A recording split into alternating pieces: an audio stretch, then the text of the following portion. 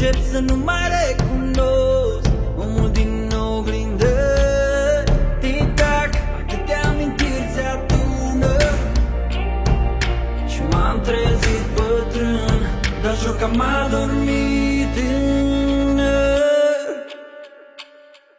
Cât de clar îmi amintesc, cât de mult visam să cresc. Acum nu mulțumesc, vreau să mai copilăresc măcar o zi.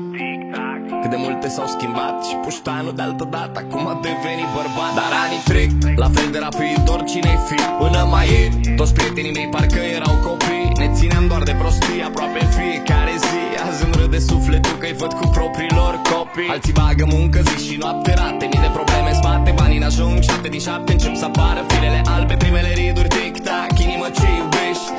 Dulce copilărie, astăzi unde ești? Tic-tac, ani trec, ne schimbă. Încet, încet să nu mai recunosc omul din oglindă. Tic-tac, atâtea amintiri se adună și m-am trezit bătrân, dar jur că m-a adormit. Tic-tac, cineva să-l oprească. Tic-tac, cineva să-l oprească. Tic-tac, cineva să-l oprească.